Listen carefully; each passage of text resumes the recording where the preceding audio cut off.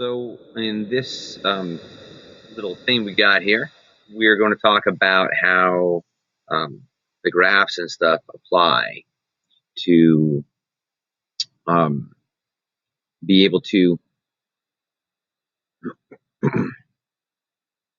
talk about what happens and for our test. So I got a force time graph and I got a velocity time graph. And let's talk about the one where the car is going to run into something. So it's going down the hill, and the little cart is going down the hill, and then it's going to hit some sort of a bumper, and the bumper is going to stop it on the tracks. Wow, right there. And so the force will be 0 at the beginning, and the velocity will be speeding up. So that's the maximum velocity right there. And at that maximum velocity spot right there, the force will all of a sudden kind of spike. And that will stop the car in that time. So the car will come to a stop in this time frame. So this is our time frame we're talking about of the actual collision where the car takes to stop. And that's where most students get mixed up is this right here is the impulse, which is the force time. So this force time area is the impulse. So the force time that it took to stop it, let's say that it took a half a second. And so a lot of students look at this whole thing and they don't realize that nothing's happening here. So this doesn't really matter. It's only this half of a second here that we care about in order to get this area. And if it took a half a second, and the peak force right there, let's say is 10 newtons, then this force won't be 10 newtons. That's just the peak force. That's 10 newtons. The average is somewhere in the middle here. The average is probably somewhere more like 7 or something like that. And I'm just guessing. The average is 7 newtons. And so this will be more like this. It will be like 7 newtons times 0.5 seconds gives us an impulse of 3.5 Newton seconds.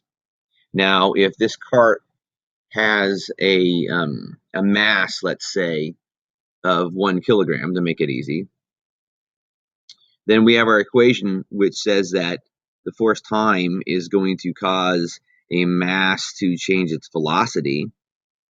Then this force time is 3.5, and the mass is 1.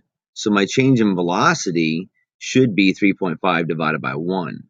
So my change in velocity should be 3.5 divided by 1, which would be, of course, 3.5 meters per second. Now, in this case, I'm hoping that my maximum velocity is 3.5 meters per second here. And so this would be 3.5 meters per second. And then it came to a stop right here. So my change in velocity is 3.5. Now, this would technically be negative, because we're slowing down. But let's not get into the nuances of that. So it technically be negative 3.5, and that would cause it to come to a stop. So this time frame would still be 0.5 seconds because it's the same time frame as above. And so you could talk about acceleration if you wanted to. But that is the car is speeding up as it goes down the hill, and this is the time frame which the car is being stopped.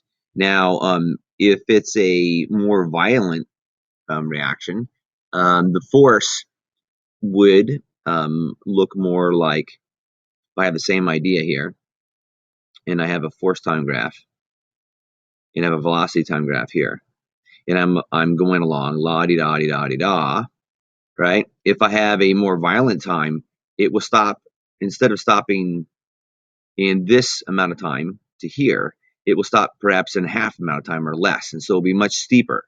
And so that means my force will be much more of a peak, like this. Now, if this is 3.5 meters per second, just like it was before, then the difference is going to be in how long it took to stop.